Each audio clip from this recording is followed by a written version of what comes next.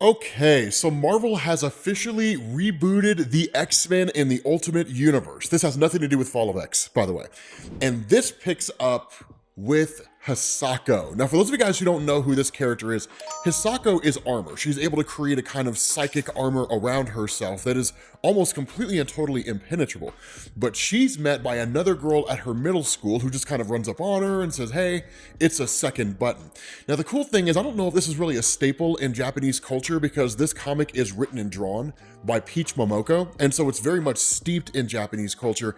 But Hisako is presented with a boy's second button. And what that means within the confines of the story is that when it comes to near graduation day, that boys will give you the second button on their shirt, the button closest to their heart, to show they have a crush on you.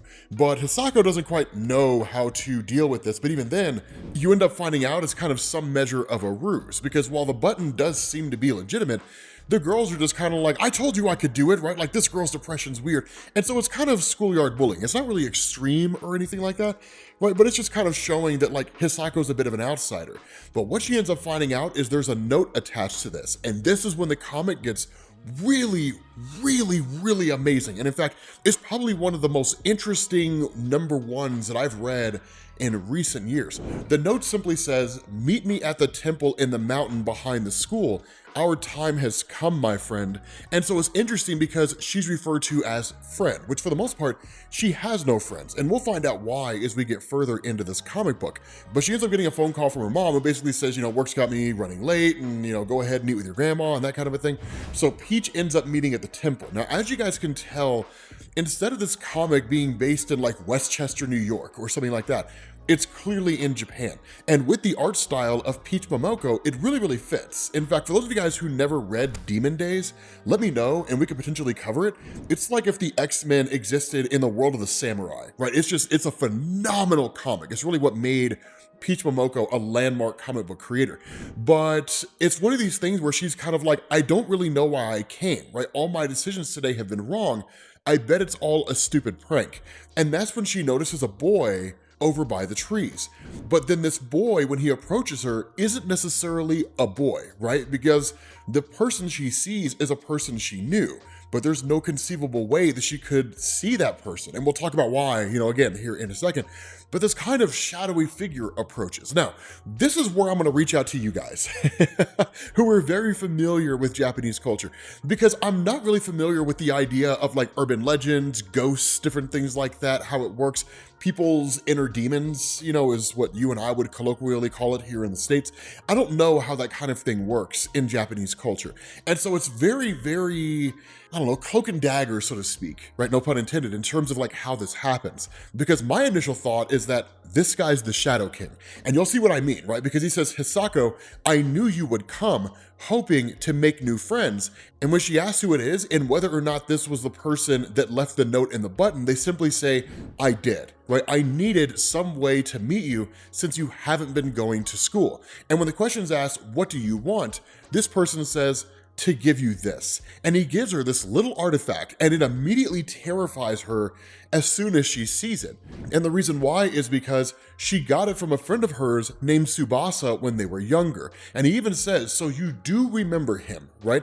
And he says, I'm sure that would please him. But then you were friends after all, friends with quotation marks, right? That's an important distinction here. And he says, did you know I was close to Tsubasa too? Not as close as you, of course. And that's when you find out Tsubasa had given her this artifact at some point when they were hanging out and so on. What's also an important thing to notice here, and it's not really anything that's touched on in particular, Hisako's a lot more full of life than she is now, right? She's very excited, ready to greet the world. Who knows what's out there waiting for her? So she's very young and vibrant with her friend, whereas opposed to now, she's a much darker character. Even the allusions made with the statements from earlier, right? Her depression, different things like that. And this guy says, Tsubasa was kind. He was always happy and smiling, so full of life until he died. And what you end up finding out here in this kind of discussion is that Tsubasa was a kid that was bullied all the time. But instead of Hisako coming to his aid and helping him out, she largely just let him fend for himself. And the most she ever really said was, hey, you know, just don't worry about it. You just got to let it roll off of you, right? Like everything will be fine. And that was just kind of it, right? These kind of placating words of encouragement, essentially platitudes.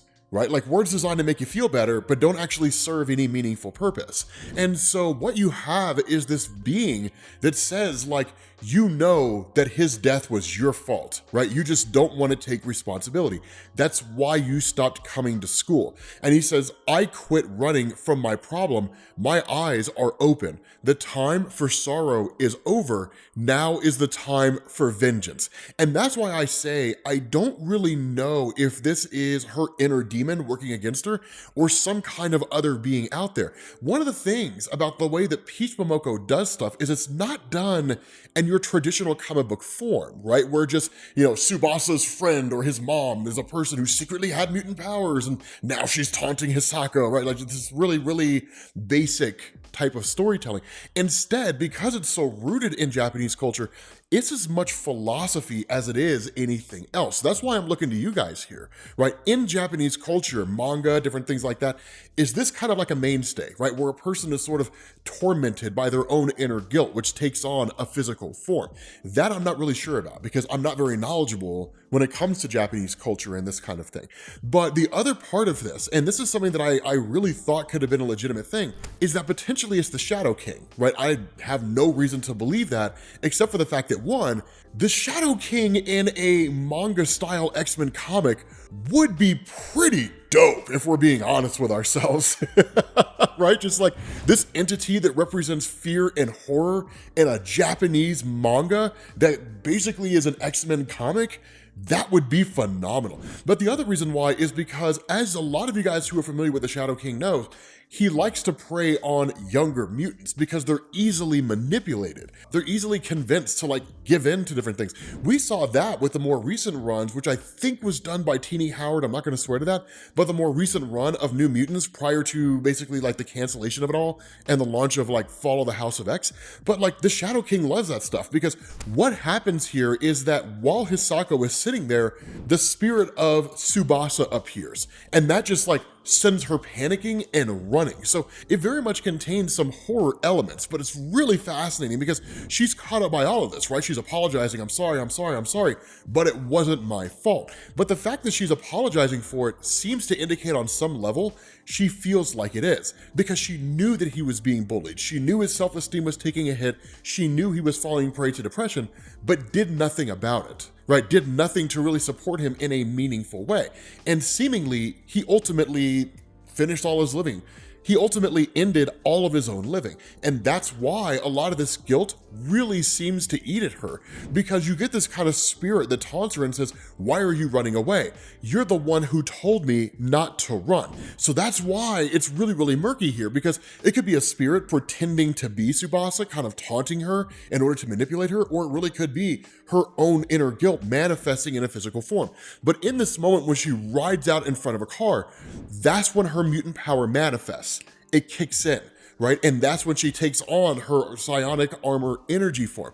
Now, that's the other part of this, is it all really seems to stem, or really seem to kick in, once she was given the artifact, right? So what it really looks like in a lot of ways is Peach Momoko is making mutants more mystical in nature, as opposed to the result of just some kind of arbitrary activation of an X gene. Because even in the old Ultimate Universe, when it came to the existence of mutants, the X gene existed and humanity didn't learn about it until they found Wolverine, activated his X gene, realized he had a healing factor, and then synthesized it and spread it across the world. But that whole idea of like spreading the activation process around the world, that came much later after the introduction of mutants in the Ultimate Universe. We didn't really even know where they came from. We didn't know how they originated in any meaningful way. They just started popping up all of a sudden, right? It wasn't until, what was it, maybe almost a decade after their introduction that we finally got an explanation in Marvel Comics on how they came into existence. But the armor form is, again, a very, very powerful form. The other thing here is that it waves at her. And so while it does kind of freak her out a little bit, what it does tell her is that this is a manifestation of her, but it's also friendly in nature. And so she says, this was when my life changed. I would never be normal again. Everything I had tried to avoid came crashing down on me all at once. I was so scared. And the next day, of course, she's kind of there with her mom and her grandma, and it's not overly significant in terms of what they're doing, but it's her kind of coming to terms with her guilt. Now, it looks like she's taking it on herself, right? It's my fault, it's all my fault. But the reality is, it's not. right? She wasn't the one bullying him. Was there more that she could have done? Sure, absolutely, right? Like the 6 degrees of separation. We all have an effect on everybody else in the world at some point over the course of our lives. And how we interact with each individual person will determine how it is that we as people are impacting the world around us. But the fact remains, right? Her taking this just kind of amulet or this artifact and then saying like, no, it's actually not my fault. She travels back to the temple and she confronts the spirit, right? And the spirit asks like, guilty conscience? And he says, or were you looking for this? You dropped your diploma last night. Wouldn't want to leave behind evidence, would you? And it says, come Hisako, this will be easier if you join me. And that's when she says, this is not about Tsubasa's death at all. That's just your excuse. Why don't you tell me what you really want from me? And that's when she realizes there's more to this guy than initially meets the eye. And this is where my idea of the Shadow King kind of came into view here, because it's like, okay, this is not really her, guilt taken a physical form. It was just pretending to be that way. So now we know it's an external entity out there. And the question is that if it is an external entity, then what's the external entity doing, right? What's its motivation? What's its purpose? Is it the Shadow King, or is it potentially something else? Just an evil mutant out there, or potentially a good mutant testing her, right? There's any number of possibilities here. But where it asks the question, why would you say that? I only wanted to help you work through your trauma. You play the victim, hide secure in your carapace.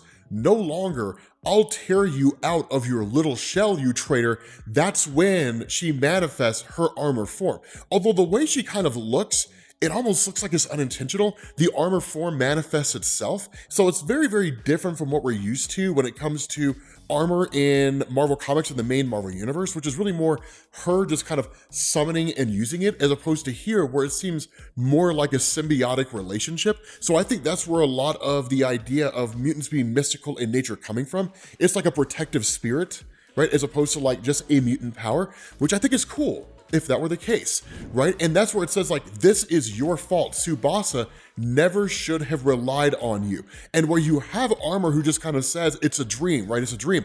I'm just dreaming. It continually taunts her. So you say Tsubasa's death is only a bad dream. Here's a little secret. My curse is already in motion, and the first victim is someone you know. And so she just kind of tells it to shut up, and the armor physically destroys its form. Now, the essence itself, the entity itself is not dead. It's still very much alive. But in taunting it and in destroying it, it just kind of sends it away.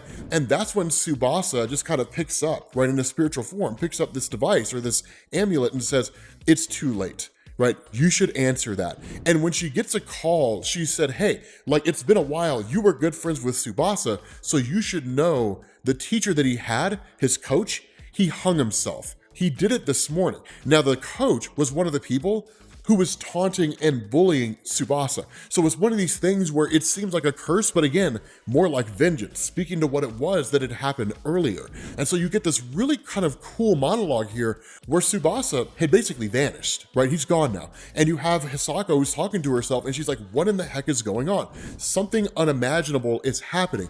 It feels like all our sins, all the dark secrets we hid away, some cruel power has torn off the lid, let it all out. Was it that shadow? And why do I keep feeling this energy protecting me? What do you want from me? So again, this is why in a lot of ways, I feel like it is the quote unquote manga adaptation of the Shadow King in the Ultimate Universe. But let me know what you guys think about this comic down in the comment section. I love it, man. It's phenomenal. I'm so excited to see where it goes because I love PEACH MOMOKO as a comic book creator. But I will catch you all later. Peace.